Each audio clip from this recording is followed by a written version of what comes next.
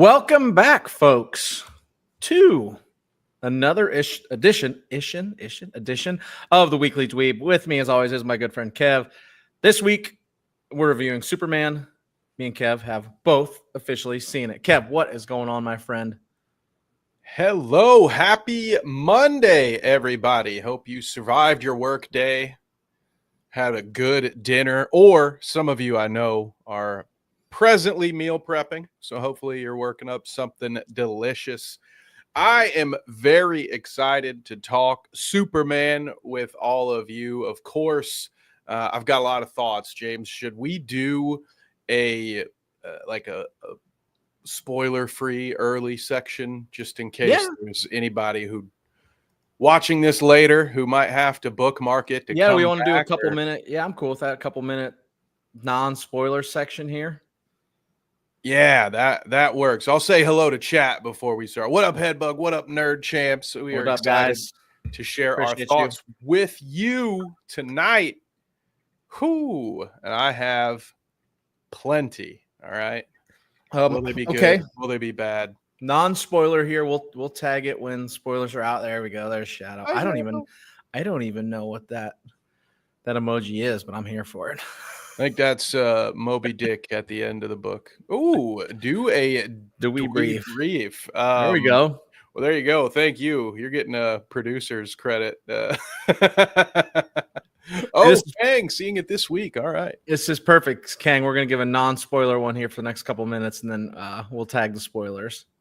Let Shadow in. Shadow, type out your thoughts, and we'll put them up for you. Kev, overall, yay or nay? Overall, yay. I'll give it the very quick version. I will say there's more that after one viewing, there's more that I like about it.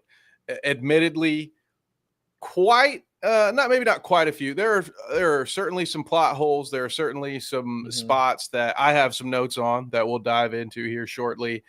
And some of it is just like James Gunn stuff. Maybe some of the shine has worn off for me personally with just the James Gunn-ness of it all. But I would say that I enjoyed it overall, and I need to go back and watch Man of Steel after all of this. But my immediate thought is that I liked it a little bit more than that.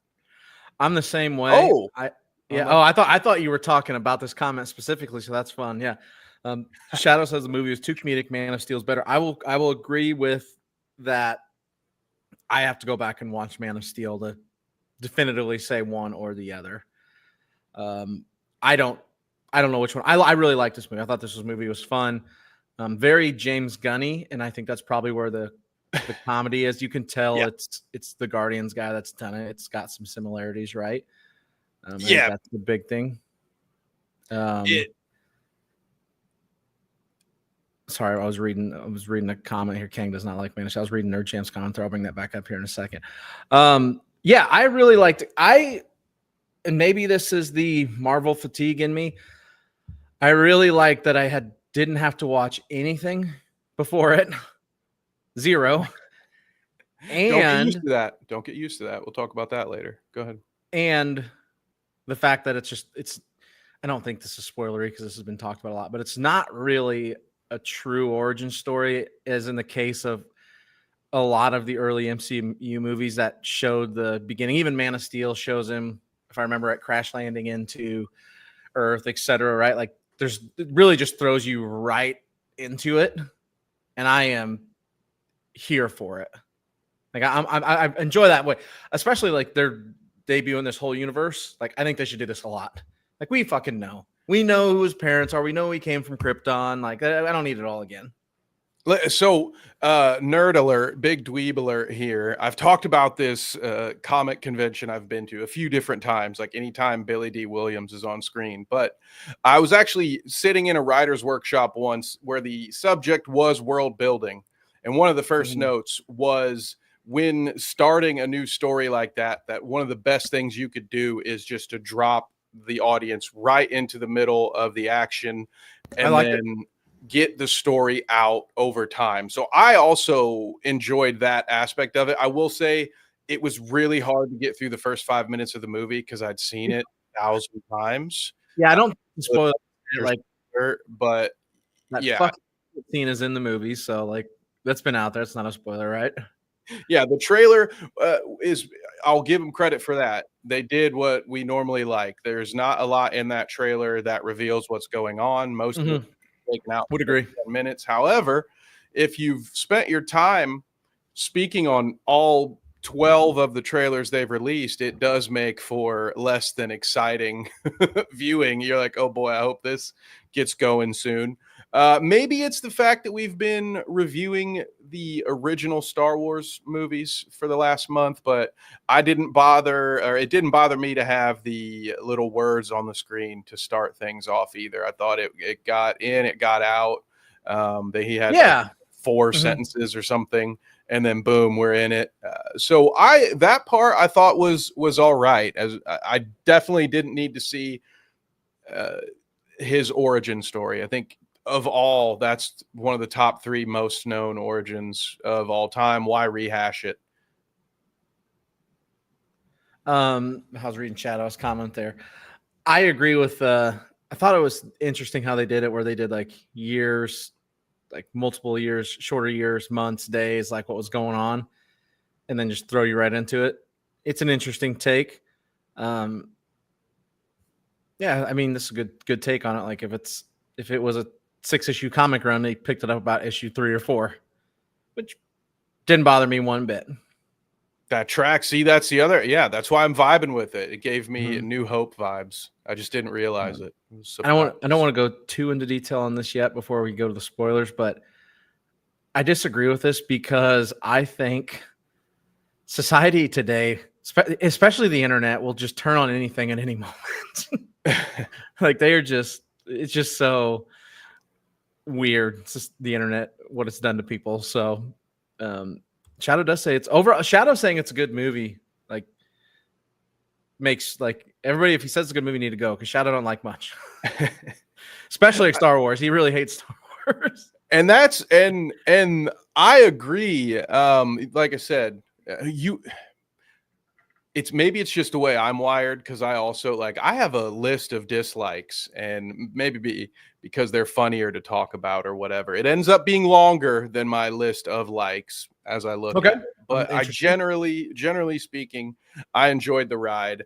I wouldn't say that it was a life-altering experience or anything like that, but I think overall it was a good start. And I think this is a good take on it. Like, yep, I was looking for that exact comment. Yeah, I was like, there's one really comment here that Shadow left that I think sums it up for me. You could just kind of get the sense that James Gunn really wished he could just do another coming of age group movie. It's like he just wants to do Stand By Me over and over again, but with adults.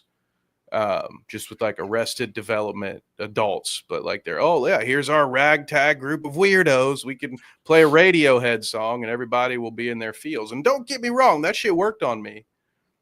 But it's sort of just like, I don't know, the story beats are kind of all just similar. like Guardians 3 didn't hit the same as Guardians 2 for me. It's just sort of starting to feel a bit hollowed out. And the one downside, or one of the things I would say, yeah, there are times where the comedy just feels like it's wrong place, man. Like comedy. You talk about this a lot, not just in this, but in a lot of stuff we watch. Yeah, it should be like it's a garnish, not a sauce, man. You don't just sprinkle a little comedy on every situation. So it's just, I don't understand how we've gotten so far from when it worked. It's just but little things. We'll have to get into spoilers to talk about the stuff that I really like. So please, the one takeaway should be I would watch this if I had the time, if I had the budget. I didn't regret watching this. I don't know if I'll go see it a second time in theaters, but I look forward to watching. I don't think I will. At some point. I did enjoy it though. Yeah. Also, I think the first movie I've seen in theaters since Dune 2, which is quite something. I used to go to the theater a lot. However, I will say I should have saw Sinners in theaters, and I still haven't watched it, so that's on me. Shadow says Gunn and his brother need to stop talking to the press.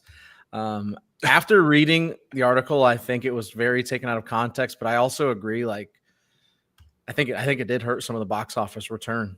So I have a little bit to say about that too, because one of my dislikes, my final dislike for this movie was the bow-tied journalist that attempted to ruin the whole thing. And that is in direct relation to this, because we talked about the article on a previous episode, but I have since seen some premiere clips of the same journalist over and over again asking all of the actors, oh, hey, so James Gunn said this. He said that Superman was an immigrant and MAGA's really pissed. What do you have to say to MAGA? And Nathan Fillion's response was, guys, it's just a movie. And I felt like that was the perfect response. Is. But he went around and he asked the same question. He even asked it to James Gunn, where it's just like, dude, like you did. It was just kind of like what you did this. You're trying to get them to slip up, like you to get attention. And again, we had our feedback for James Gunn's response. I think Shadow got it right there, right? Yeah. It 100. Yeah, he probably was the one calling it during that live stream. But now with the full context, you know, I think you were right that it was just he was taken out of context, and this whole shit and the internet just runs was with contrived for some guy to try to stay relevant as a journalist. So gross, overall gross. And at least the movie didn't do that, despite what that guy once wanted people to think. It is not that movie. To me whatsoever. Absolutely not.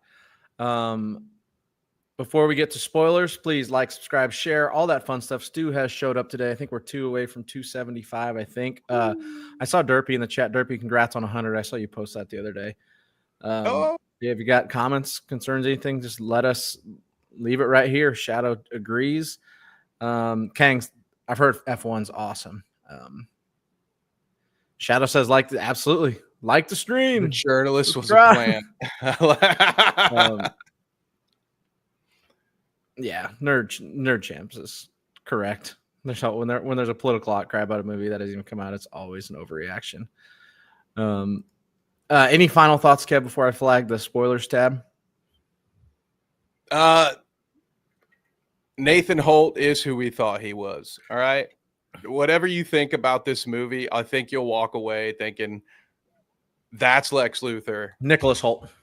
Nicholas Holt. What did I say? Sorry about that. And then I can't remember Superman's name, but I thought I thought it was really well cast. Let's give everybody their credit, to be fair. I thought it was very well cast. So yeah, I would agree. All the castings are pretty. I don't remember one that I'm like, what did I say? Sweat. You said Nathan Holt. Nathan. Oh, I was thinking about. My Nathan dog, Fillion is awesome. The guy that plays Mr. Terrific is great. Yeah, we'll talk more about Nicholas Holt. He's awesome. Yeah, they did a great job casting.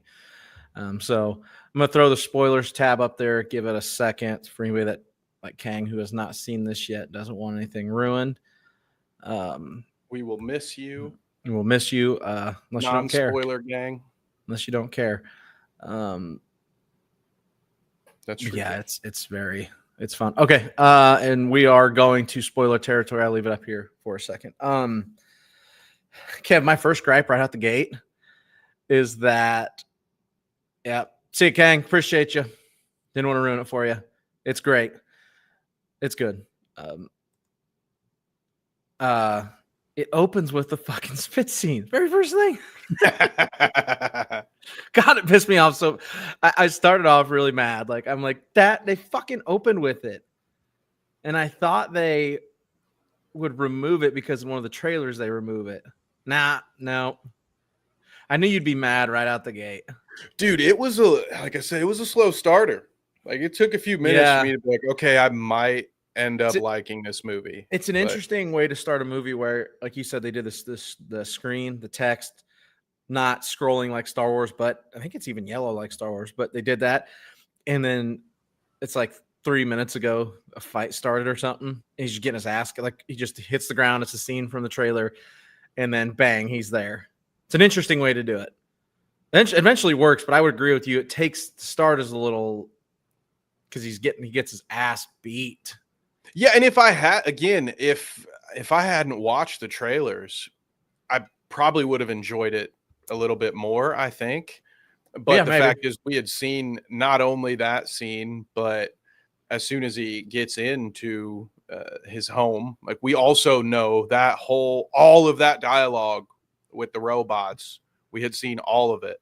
So it wasn't until he gets the sunbeam and crawls out of the chair Then that we're it's seeing yes, anything new. Like so the first, what was probably 4 or 5 minutes, but felt like 15 to me, yeah, was dragged. very slow. And I was like, okay, I know that this is what this is. Can we go I anywhere think the else? only thing new is the one villain landing up there and trying to track down the Fortress of Solitude, and doesn't show very much. Yeah, that was new. That's true. Which really Yes. gave me like X-Men 2000s vibes when they just had everybody in the Yeah, it felt like black leather. X2, right? Just the Yeah. black, all black on black. Yeah, I would agree with that. Felt like X2, yeah. I guess we can jump in right here. Nerd Champ's biggest complaint is that Superman spent 90% of the movie in the depths of despair. He really isn't a hero until the very end. Um, yeah, it's an interesting take. I wouldn't say go as far as like anxiety ridden, depression riddled, but yeah, like sad, questioning that he did the wrong thing. It's less of a political movie than the trailers make it out to be. There's literally just the can hitting him in the head is really it. Like they show all that And too that in had the nothing trailer. to do with politics. Yeah, you're That worried that was it was going to be Man of Steel that yeah. deep with him close, right? Yeah, I was worried that the whole thing was going to center around this overseas thing and does Superman have the right to do this? But no, it was deeper than that. It involved Lex Luthor breaking in and getting the rest of his parents' message and scrambling or de-scrambling the second half so that we found out, oh God, Superman's the villain. He's a Viltrumite. He's been sent here to rule Yeah. over us. And that's when people are throwing shit at him. So it was a good throw off, like it was, as far as the trailer goes, retroactively giving him bonus points because Yeah. it felt like, we didn't know anything about that. So we're like, oh shit, why is everybody pissed at Superman? Here we go. It's Snyderverse 2.0. Here we go. So I thought that was a better storyline. And as far as this 90% being down in the depths, I do get that. And maybe they could have pulled him out of it earlier, but that's also to me sort of, I'd rather have it this way than the other way. We often complain, maybe not everybody in the audience, but guys like me and James will complain about the Mary Sues and the characters that just show up. And yeah, it's Superman, but the idea is if he's already great, if he's already infallible, what's the point? Like, what's the journey? Yeah. What's the hero's journey? And so it's sort of an old wrestling trope, right? You have the good guy just get his ass beat throughout the whole thing, and then he comes Oh, he out does. at the end. So I can see that. To me, what they did at the end, I thought was pretty impactful. Like the fact that the uh, hero for profit justice gang went and helped him out because he had inspired them to be better, sort of thing. So like I thought it was very impactful enough to where it worked for me, but I wouldn't necessarily dispute that. If you're like, hey, I thought we were getting out of the dark, depressing Superman, and then this guy's like Yeah. angsty a little bit and sad the whole movie. And then I will admit the whole Lois interview was a very cringe scene for me. It was hard to sit through that one because you're just like, who is this guy? Like, who is this impulsive idiot that's supposed to be Superman talking to his girlfriend of 3 months, by the way? Like, so there were parts earlier where I'm just like, dude, what is this? Yeah. But overall, I was okay with it. But I saw that too. I can understand that point. I think the issue you run into, and this happens in any comic genre where the main character or the said protagonist is unstoppable, right? Like Superman is virtually indestructible, right? It makes him very hard to challenge, right? One of my favorite shows when I was younger, when I was in college, was Heroes, and the first season's awesome, and every season after that is terrible because they had the same problem where one of the main characters is so overpowered they don't know what to do with him, like freaks that they fucking get wrecked. So I think by doing that, by making him question whether he made the right decision in that war, and then the subsequent stuff after that, it grounds him a little bit, and it gives you a way to attack him without necessarily like physically beating him up is really fucking hard because he's Superman. Now they use the kryptonite in those scenes, right? And that works out well. For me, it works. I get where Shadow's coming from. He wants more of a masculine Superman, and like, you got Henry Cavill for that. Which, yeah, like I enjoyed. I'm okay with it. I understand like what he's saying there. Completely get it, but it works for me, and it's hard to, when they're indestructible, to find ways to challenge them. And that was part of, go ahead. No, because if Superman was real, he just wreck us. Like he just unstoppable. He probably would lean Viltrumite, to be honest. Yeah. But that was one of the things, one of the scenes that I enjoyed with Lex Luthor when Superman has lost it. He's lost his cool over the dog. Oh, that seems so just like, good. Yeah, record this. And he's just sitting. Now, one of the moments that it gets ruined is when should not have put that in a fucking trailer. Well, and also like Lex, like when he's taking the drink and he goes, "Stupid dog, where's a cape?" Like, so fucking funny. I was like, bro, this was a really awesome, tense moment. That kind of let the air out for me in that, where I'm like, all right, Lex, like you were looking super badass here for a minute, but again, yeah, it's not everything's gonna work for everybody, but I love that. Like, see, it didn't work for you. I love that. And see, Shadow, just some of the marketing decisions, man, like they showed that scene, and they didn't show that scene in the trailer. They just showed it as a clip, if I remember right. Why the fuck show that? Why? It's the first scene you see them together.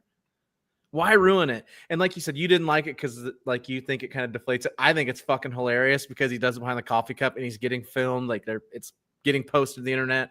I'm just laughing. I thought it was great, but why show that?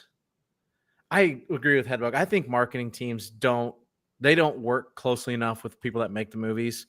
And man, they fuck shit up all the time. The perfect example is the Fantastic Four marketing has been horrific. And the baby, whatever, I can't think of his name right now, has completely been ruined. The whole thing, like one of the most prominent storylines. Yeah, Frank. Yeah, is it Franklin Richards? Is that right? Yeah, has been completely ruined. This film probably is going to have a similar start whenever I go to watch that. I'll be like, well, I guess someone wake me up in 15 minutes when there's something I haven't seen already. Yeah.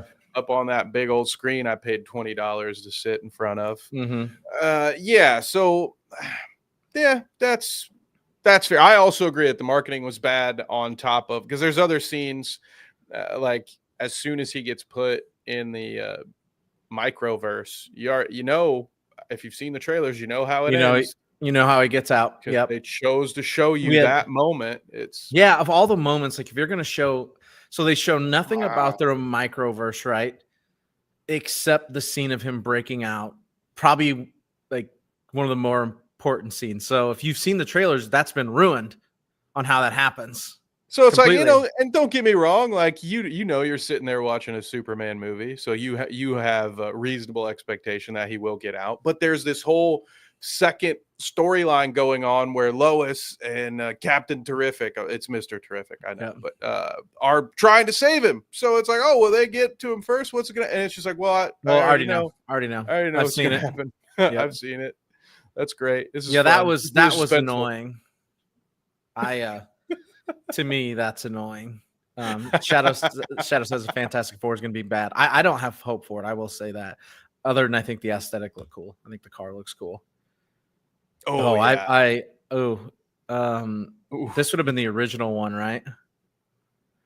What's wild is the original one's definitely better than the one with Michael B. Jordan and Miles Teller. I will say they had a great Dr. Doom in those original runs. The guy from Nip Tuck. Oh, yep. Who's like the dickhead doctor from Nip Tuck. He just, you see that face and you're like, yeah, you feel like a Dr. Doom kind of guy. Yep. So we were talking about the Pocket Universe. So I don't know. Yeah. Are we planning? We don't normally go. We're not normally the place you go for the full point A to point Z synopsis. So while we're here, should I talk about my gripe with the Pocket Universe, or do we want to go? Oh shit! Okay, Nerd Champs. Okay. So Nerd Champs. Okay, it's been so long since these movies came out. The original was 2005. I was in high school. That's right. He watched the. Okay, so he said he watched the Miles Teller and woof that indeed. version, and that's to have those actors and it be as bad as it was is fucking woof. Correct. Woof and rip indeed. To Dr. Julian, by the way. Yeah, that is unfortunate. Yes. So the micro universe. Can we talk about the micro universe for a second, James? Because I have to stop and ask. As much as I had enjoyed a lot about this Lex Luthor, there are so many things that were fun about it. I love how much he hated this Superman way better than Jesse Eisenberg. However, there were some kind of dumb holes in his plan. Okay. And one of which that I would like to ask you right now, James, what need does one have for half of a country across the world when you have access to and regularly are imprisoning metahumans in a goddamn pocket? You have an entire universe. You're fighting over a strip of desert across the world. So what? So you can control oil prices? Like, how much power do you need? You got your own universe. What's the point? There's a casual line drop. So I've wondered about this too. There's a casual line drop of it's money related, and there's something under the it's not oil, but there's some uranium or something crazy like that in the ground that he wants.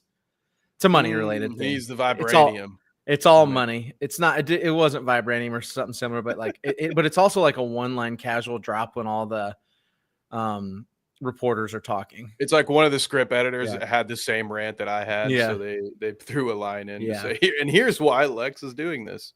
Yeah, exactly. And that was, because what do you need that for? You have your own fucking pocket universe with fucking weird fucking cube like lava rolling through it. There's just a goddamn black hole in there. Just make the shit down there, or hey, maybe sell your micro pocket universe technology. That'll probably get it.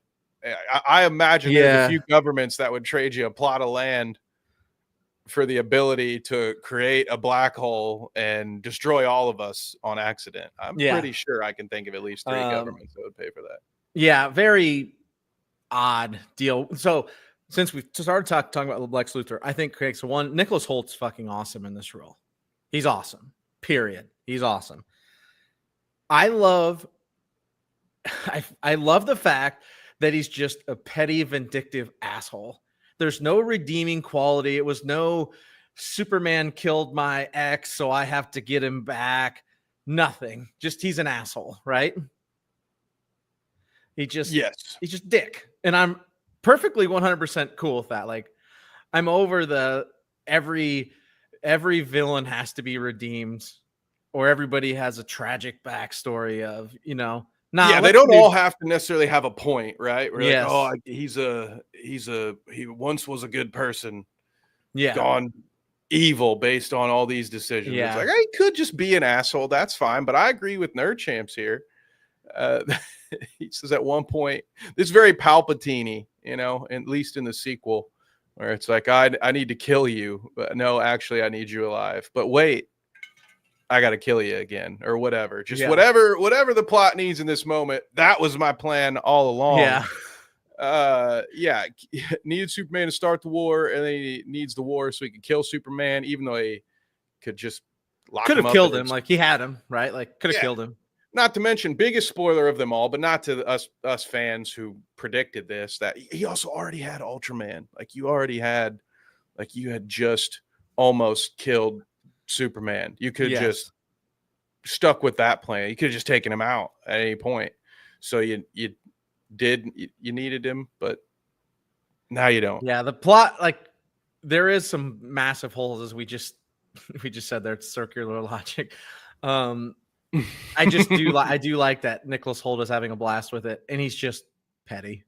I'm cool with it. Like, I don't need anything else. Just give me the petty criminal. Like, long as he's fun, I'm good with it. I mean, he had one of the best villain introductions in recent memory for me personally. Now, maybe this is just me again, my particular brand of nerd, because like in the Sherlock Holmes, when he and Moriarty are playing chess verbally against each other as they're doing the big reveal, and he's just calling out moves. I'm like, dude, I don't know what half these squares are, dude. My elo's like 300, but this is so fucking cool. And so to see him going around and just calling out numbers, that's what it reminded me of. He's got all of these different moves programmed in, and he's just going around calling them out. I thought that was pretty damn cool. Yeah. The rest of the Ultraman thing to me is also a huge plot hole, because if he's such a damn idiot, how does he remember the 1.5 million moves that you've told to him? And because clearly it wasn't programmed in, not that I know of. Like, he had the drone, he needed the drones to see so he could call out the moves, but the reasoning for that was that Ultraman's a dullard. He's a fucking moron, but he somehow was able to memorize what all those moves mean. 10A, 47D, yeah. So little things like that, where I'm like, you know, the more I sit with this, the more I think about it. Like, as on its own, as a movie, you'd be like, probably not a great film. But considering the Marvel fatigue, and again, my own personal Snyderverse fatigue, there was enough about it for me to say, like, all right, I feel good about where this could go.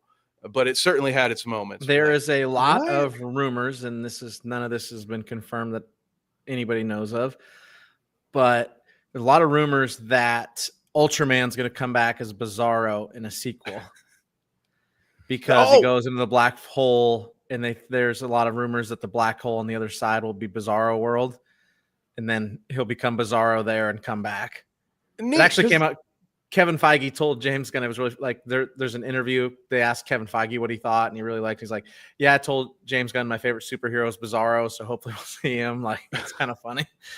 That brings up a fun little, like, behind the scenes, whatever, comic connection that I don't know where else to bring up otherwise. So one of the notes that I found was that, you know, Ultraman is already kind of a Bizarro hybrid as far as their backstories go. Like, Ultraman wasn't a clone of Superman, if memory serves. And again, there's been a lot of different runs, so maybe at one point it was, but initially Ultraman, I believe, had the backstory that was given to Superman in this movie, where it was like he was sent to is like a Viltrumite to avenge Krypton and do all of that stuff. And Bizarro was actually the first iteration of a Lex Luthor clone. That's why it didn't go so well, and why he was kind of a dummy. So that if that's where they go with it, you know, that it's a plot hole anyway. You know what I mean? The plot hole, yeah. It's not the end of the world. It was just one of those things where I was like, well, if he's such an idiot, how does he know all of these moves? But if it leads to Bizarro, you know, I'll sweep that under the rug in my head. What up, Steven? He kind of just confirms it's like, interesting if true, as some felt that it should have been Bizarro rather than Ultraman in this movie. Yeah, it'd be an interesting merging of worlds. I don't know a ton about the Bizarro character other than what I've read a little bit after watching this. But what I read, I was like, yeah, that kind of seems like Ultraman was just a dumbed down version of him. But then if you think, oh, maybe he gets thrown into the black hole and then comes out as Bizarro, it's It's interesting. My only comment I had on Ultraman is for quite a while, I couldn't figure out if they had cast Hayden Christensen opposite David Cornsweet. I'm like, that looks like Anakin fucking Skywalker. I was like, and they just flash it real quick. They never left his face like firmly there right after, you know? I'm like, that kind of looks like fucking Hayden Christensen. I'm like, damn, they look like long-haired version, like episode 3 Hayden Christensen. You know, it was crazy. The fact that they gave us a long-haired Superman but didn't pull the trigger on making it Nick Cage behind that mask was a missed opportunity, gang. All right. That can't be undone. Some mistakes you just can never come back for. Well, he says he thinks they trained him like an animal. They created him too, trained him like it's I guess that fair enough. It would be like Luthor to just call him an idiot. It wouldn't necessarily mean he was an idiot. Yeah. You know what I mean? Like everyone's an idiot to Lex Luthor. So I could be incorrect there. Let's see. What else you got, James? There was Headbug had a crypto comment, and I'm not gonna be able to find it because it was a long ways ago, and I can't. Was Good Night Shadow? Here we go. Yeah, Good Night Shadow. Appreciate the support, bro. Yeah. Headbug asked, was crypto his emotional support dog? No. We'll go into detail on whose it is. I don't know. Do you want to comment on, are you going to do a video on the adoption stuff? Do we want to comment on that? We can just talk about it right now. What was instead of doing another video on this, one of the coolest things to come out from this movie is that the Google searches for adopt a dog near me have jumped 513% after Superman came out the first weekend, while adoption dog or rescue a dog adoption near me rose by 163%. And specifically adopt a Schnauzer, we're up just under 300%. So adopt a puppy up 31%. Like all in all, like that is fucking awesome. That's so cool. I joked about it last week before we had watched it. And said, good luck getting me to hate this movie after this. And I stand by that. All right. You know, crypto had his moments where it was great in the movie. Absolutely. I think towards the end, it was not a great choice, as Nerd Champ says. You know, yeah, I have mixed feelings about that one. James, how did you feel about crypto? I think he was just kind of convenient. Like he was just kind of there, conveniently not there. You know, yeah, it's too much crypto, but he ends up like they kind of couldn't save the day without him. How do you feel about? Yeah, that's kind of how I feel. Like it's drones. Like I can't be mad. Like, I don't think he ruins it, but it's pretty convenient, right? It just convenient. It's I do like how they're like they just use it like he's chasing a ball around at the end. But it's kind of like I'm kind of now I'm like, all right, like hopefully they don't go that route again. And by the next time we see him, he's more well trained and he's more of a actual character sidekick type deal. It's just a little like I didn't ruin it for me, but I'm not a huge fan of it, right? Yeah, it was kind of weird. You know, we talked a bit before about the version of Superman and how we're getting him like before he's grown, you know, as a man, and like we think of this stoic Superman who kind of always has an answer for everything, whereas we are shown within the first half an hour that this is not that Superman yet. So it was a little odd to see a Superman that like was not a great dog dad, and like also didn't necessarily even want to be the dog dad. He's like this, you know, who else could take care of crypto? Like he's too powerful for any human, but he's kind of like, yeah, he's a rescue. It was an interesting take. I didn't hate it. I'm with you on like probably should be a little bit of a different dynamic. Like when we see him again, he should probably be like well trained or whatever. But I admit I popped when they did fetch, like in the moment. I don't know how I feel about it. Like if we're trying to be objective, but that's the trick to me, because once you put a dog in play, like I kind of lose any ability to be objective about the situation. I do agree with this take that the premise of crypto, that Superman was willing to sacrifice himself for a dog he thought was a bad boy. And I do agree with that. I do like that he just loses his mind over it. As I think most people would. Most people would lose their mind if fucking some bald bastard that is evil, not a good version of the eggs like us, That's right. steal their dog. Like, I think it's good. And then I think this is also in play too. Like, it played on a lot of people's heartstrings that had dogs, that had or have dogs in their life. Period. Like, Yeah, it's a good play. I just hope it's a little different next time. And then it leads me into Kev. So we find out the truth behind Crypto, right? That Crypto is not, in fact, Superman's dog, which makes sense because Superman wouldn't let his dog fucking be that wild. It's actually Supergirl's dog. Do we like how Supergirl was introduced and how brief it is? Are you okay with it? I don't have a problem with that stuff. It was what was it, the mid or post credit scene? It's at the end of the movie, so I have a take on this too. So the mid and post credit scene don't literally further the plot at all. They're just there. So I was like, that's kind of like you. I actually was like, actually kind of enjoyed that because we've grown so accustomed to Marvel dropping mega moments post credit and being like, here's Thanos or here's I can't even think of Kang. I was like, can't even think of the fucking actor. Like the name, but not the fucking, it's the actor's name. They've been dropping these mega plots, right? Like these plot points. So it was kind of nice. For the one, it's just like Superman being like, you didn't line the buildings aren't lined up correctly, and Mr. Terrific just throwing a fucking fit. I don't have a problem with it. It's the next movie in the sequence. So yeah, ultimately it doesn't bother me one way or the other. Like at that point, it's sort of an epilogue, right? Like the story has come to a conclusion. The good guy won. They saved the world, and now we're all just kind of sitting with it for a few minutes and slowing down. We're getting ready to get out of there. So I have no problem with that.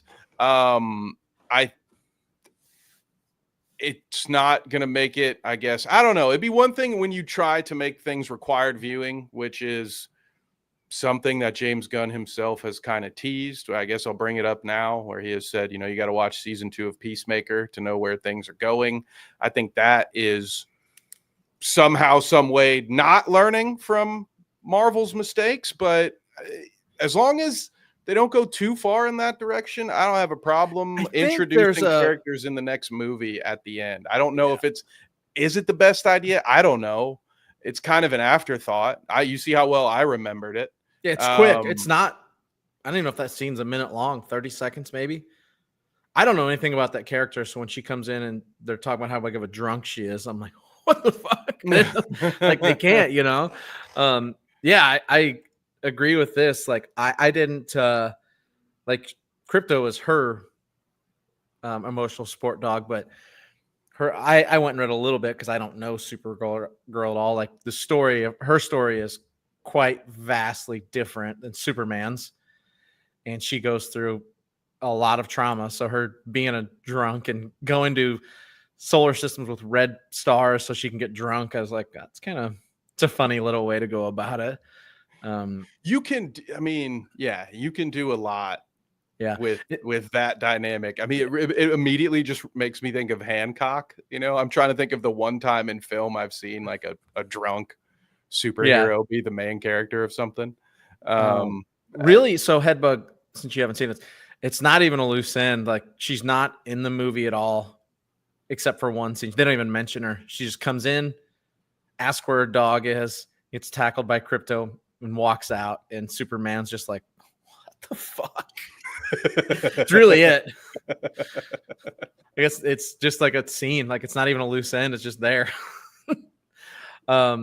Which is honestly, like it felt like what I've been accustomed to as a mid or post credit scene. It really was. It was just at the end of the movie, where it's except it was just before the credits rolled. Mm-hmm. But yeah, I don't know. It's an issue when you do these episodical movies. I think you always have a bit of a challenge in how to wrap things up because you're not really Yeah. wrapping things up. So I think there Yes. that lends to some awkward transitions in those final few minutes. So Regardless, yeah, like there is no like it's not its own movie, like it's creating this universe, so like it is. You mentioned Peacemaker. Were we okay with the brief inclusion of I can't think of his fucking name right now. Old John John Cena. As a fan Cena. of Peacemaker season 1, I'm a fan because I know he is a part of this. Somehow we'll find out next month when it comes out. Like he has made it through to this version, even though he's a part of the other version. And the Justice League shows up in one of the last episode of one. So I'm interested to see how they get there. But I am a fan of it. I think he's funny. He's like, well, I could take on Superman. I think that's the perfect cameo. Like to me, that's the right. I talked before about comedy being a garnish and not a sauce. Yeah. See also famous people cameos. All right. There are certain films, maybe like a Deadpool Wolverine, where because it's more comedic in nature, you can kind of dollop a little extra on your plate. But I think that was about perfect for what it was like, yeah. And also, I'm an absolute mark. All right. Love, I have a lot of nostalgia for John Cena growing up a wrestling fan. So, of course, I'm a big fan. I liked the Suicide Squad, whichever one he was in, not the James Gunn Suicide Squad. Yeah, see, he certainly has. I think when James Gunn was temporarily kicked off Guardians, he signed up to do that, and then got brought back to Guardians. So that's why he did that movie in the middle. And I enjoyed his portrayal. To be honest with you, this is one of the places I've slipped up. I have not seen all of Peacemaker. I maybe watched like an episode. But Peacemaker is funny. It's fun. A myth piece of the lore for me, which I will probably now go back and rewatch at some point. But I don't love it being. I don't know that it's required viewing, but Mr. Gunn himself and hang on, I have. Yeah, I don't know if season 1 is. Season 2 is going to be. So I don't know. I mean, they don't show the Justice League. Like they show them like they don't show any faces because they didn't bring the actors back. But is it the season finale maybe? Like they all show up at the very end. So it's kind of like they have a Superman dropping down on screen.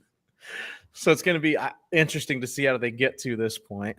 Yeah, and according to Screen Rant, James Gunn says that the DCU is building towards a big event that is not what anyone thinks. Yeah. And then he goes on to say, if people watch the next season of Peacemaker, they'll see where a lot of these things are going. So not required viewing, maybe I guess just some light spoilers if you choose to watch it. But yeah, I don't know, man. I think that experiment has been tried and failed. It has to be a very fine line, right? Like it can't be very many shows, if more than one, I think, because Marvel proved that you can't do 3 or 4 or 5 like they tried to do because people A, don't have the time, B, don't want to fucking watch them all, and C, don't care.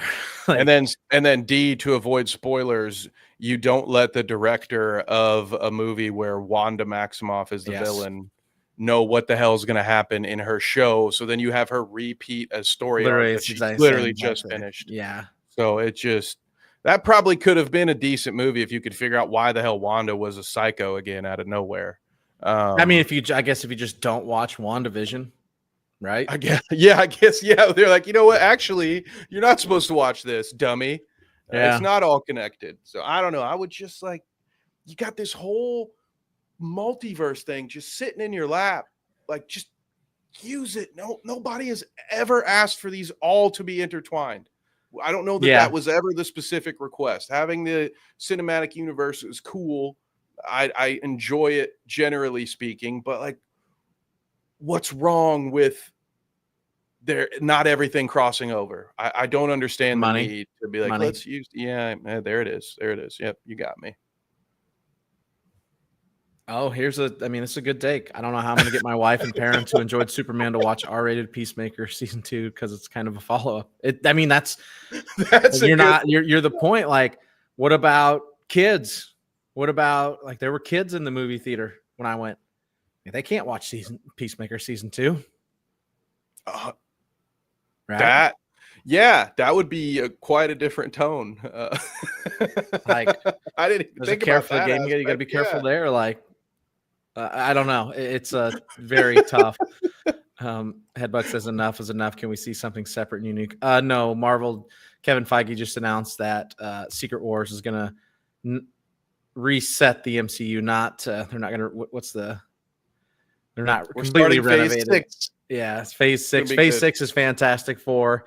It's not a reboot, it's a reset, is what he called it. And the X-Men movies are coming after, which is the most ridiculous thing ever. They've had the X-Men movies for fucking the rights for forever and have done nothing. Like, you want to know where Marvel fucked up is that they bought all the rights back and then have not made a brand new X-Men movie with new actors yet. That's their fucking problem.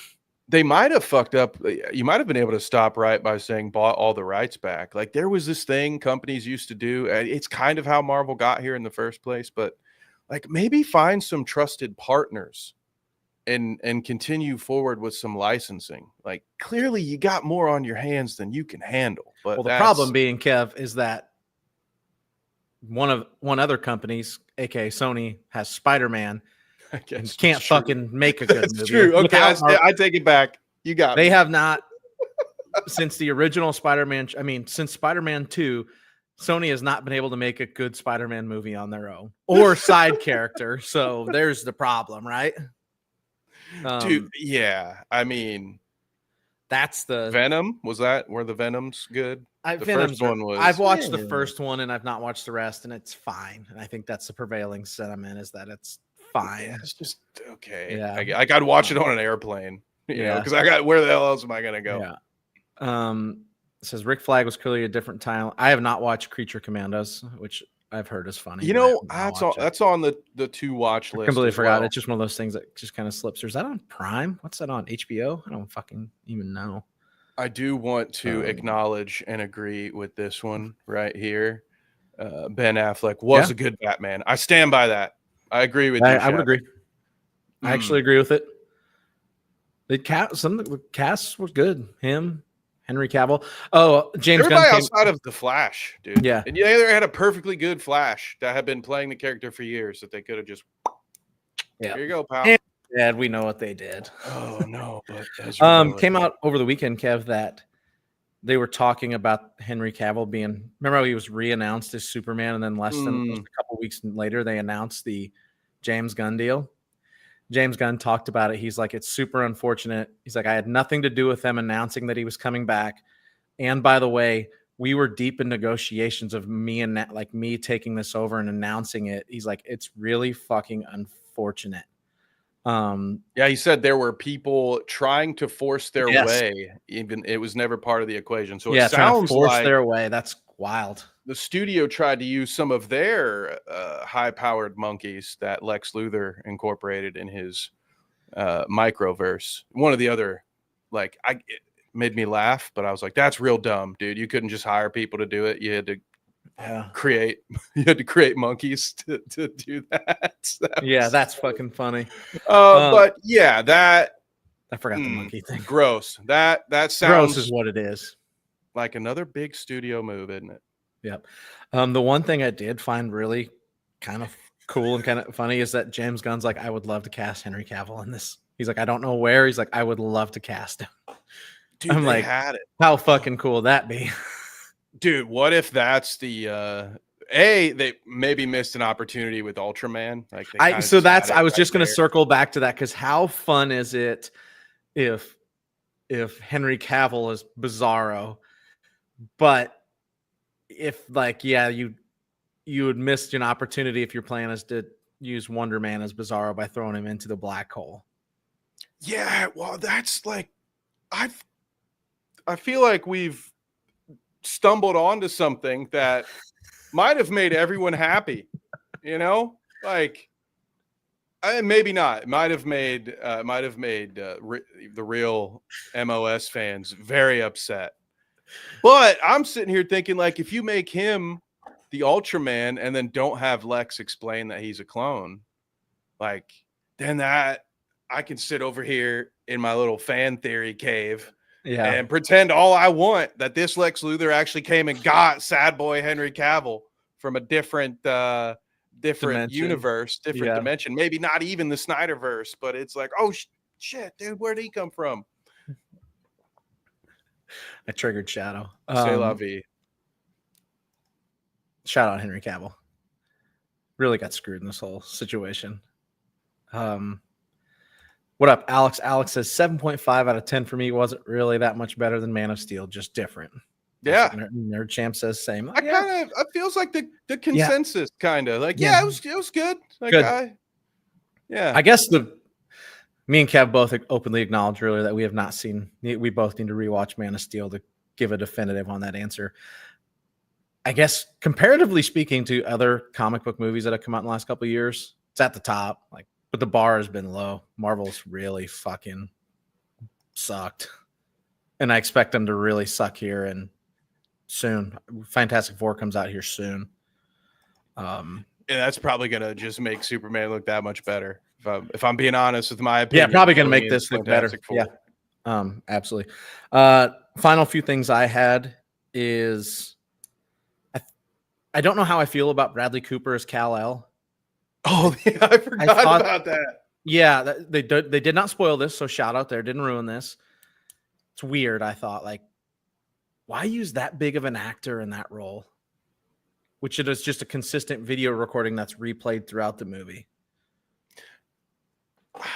I think, and this is, I haven't looked at the contracts or anything like that, but I think they're, for some actors, maybe not all of them, and this might not be true for Bradley Cooper. So, but a theory that I have is, if like somebody like Ben Affleck, who didn't get famous doing comic book movies, and to a lot of people who maybe didn't see his earlier stuff being cast in what's his name, Kevin Smith movies, might not know that like Ben Affleck was this huge comic nerd, and like Shadow pointed out, was a great person to be Batman. Or you might be like, oh shit, why would Ben Affleck be Batman? Well, it turns out he's just a huge fan of the role. A similar but different situation. Bruce Willis is in 4 Rooms uncredited because he didn't accept money to play his role in the Tarantino directed final segment. Like, so he's in the movie, but you'll never see him in the credits. So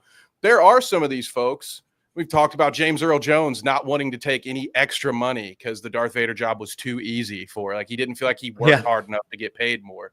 So there are some of those guys out there that I think maybe if you're Bradley Cooper, nobody else is calling. They haven't asked you to play an old Bucky Barnes in some what if live action. Like, what other role is he going to get in a superhero movie? Maybe he just said, all right, well, this is a small enough role where if somebody decides to cast me as the Human Torch, when they inevitably reboot the Fantastic Four, because some lessons take a lifetime to learn, it doesn't matter. I can still do that. So maybe he just did it because, hey, I get to be in a Superman movie, and isn't that cool? Maybe that's what it was. Maybe you're right there. And he's just like, oh, cool, I got to be in this, but I don't have to be some major character, et cetera, et cetera. I kind of thought it was Nerd Chimps. Like, damn, like, you completely took him off the board, but I guess who cares, right? Like, all these characters are now crossing universes, playing dual roles. Like, Michael B. Jordan technically was in the Fantastic Four, which is kind of canon, and he's Killmonger, right? So, like, maybe it doesn't even matter, right? Like Mr. Terrific. Kev, can you name what comic movie Mr. Terrific is in before this one? I can't remember, but he played Darwin. And Kevin Bacon said, adapt to this. First Class? X-Men First Class, yes. Yeah. God. I was like, yeah, but that's his thing, is he could have adapted to that. That's the whole thing, Mr. Bacon. How dare you? Oh, he deserved better. And he got better. He got it in this film. Yeah, he's awesome. Going to him, he's fucking Mr. Terrific's awesome. Also, I didn't know that was him until I went to look up the actor, because you can't tell. Yeah. You can't tell at all. He's The awesome. T on his face is always goofy. Like Yeah. I don't mind comic book accurate stuff, and like kind of razzed on Guy Gardner's bowl cut, but now after seeing it, I wouldn't It's change it awesome. for Yeah. anything. I loved the Justice Gang. Corny Justice Gang's name awesome. aside, that is probably going to be seems like that's the version of the Justice League they're going for. Yeah. Has the same benefactor and everything, so we know that that's where they're going. But I enjoyed those characters. If anything, when you talk about wasted potential, maybe not exactly wasted potential, but some people say there are too many characters in this movie. I think maybe the Justice Gang was a little underdeveloped, but I don't hate that because they rushed everything straight to Justice League last time. So I will be patient if I must. Gunn is like his playing, like there's a lot of characters, but he doesn't spend a ton of time with a lot of them, and I'm kind of just okay with it. Like, you know who these guys are. We don't need the fucking backstory, right? We know who the Justice League is. I think they're awesome. I think Nathan Fillion finally gets his comic role, and he's fucking awesome. He had the ridiculous bowl cut, and him just a complete fucking asshole is great. Oh, dude, Mr. it's Terrific's so good. awesome. The bird girl or whatever she is, I like the actor. The character's just so weird. Like, she's just screaming, and it's a weird character. Like, they fully did it. So it's fine. It's just weird to me. And then she does get a cool scene where the president of Bavaria or whatever the fucking place was, is like, you and Superman and all you guys don't kill nobody, da da da. And she's like, well, I'm not Superman, and just drops him to his death. I was like, all right, that's straight Black Adam on you. Yeah, Sorry, just drops him on his head. Probably was fucking Dwayne "The Rock" Johnson who got that fucking tweet put out about Cavill. Guarantee it was that son of a bitch trying to get his Justice League movie made, like his fucking universe made. First of all, I love all the Batflick dialogue going on. Yeah, in a lot of it. Yeah, we have found our people, James. We're in good company right now. Yes, I agree. yes, I know Henry Cavill's probably the most missed, when people were like, man, I'm really disappointed he didn't get saved. For me, losing Ben Affleck as Batman felt like, dude, we never even got one. Like, although, Batman v Superman and that whole vibe was more dark. Somebody said that in chat, that it was more like a Batman. That MOS felt more like a Batman movie. So that makes me sad that we didn't get. I would love to have seen him in whatever they got going on now, have a different chance. And yes, I think this is a huge win. The Guy Gardner in it not being Hal, I'm good with it. You know what? We'll still have to wait for our good version of Hal Jordan, but it counts as a win for me, dude. As of somebody who's wanted to see wasted potential, like the Lantern Corps and all the cool stuff they could do with that. Who would have thought a CGI suit would have done so much to derail a potential franchise, dude? Yeah, I'm so glad. I hope that this gives them confidence. That show is finally out of the mud too, right? Where we're going to get to see lanterns, more of the lanterns. That is, he's in it. Yeah, yep. So, and then there's, it's John Stewart in that one though, isn't it? Yes. Yeah. Yes. Shadow's just one that smoldered me. It's not good. I thought the Daily Planet people, my last little thing, were just a little underdeveloped, but in a show where a lot of characters are undeveloped, it just kind of is what it is. Yeah, we didn't get Jimmy as Clark's best friend at all, did we? No, not yet. I do love that Clark Kent is just fucking Superman with glasses. Like, I'm here for it. Just fucking, it's ridiculous that it's a thing in the comics. Let it be ridiculous. Like, his hair's done differently, and that's it. And he's got some. Was that? And I couldn't even tell when I heard the line if it was a joke or not. But they said something about like the frames of the glasses distort people's view of him, so he doesn't look the same. And I'm like, dude, sure, yeah, whatever, man. Don't change a thing. I think my final thoughts are coming out of it are like, I would agree with this. Like, I am more excited for the DC universe than going in. I mean, what was it, 2-3 weeks ago, where I was like, man, I don't even think I'm going to see this movie. What, for Fantastic Four?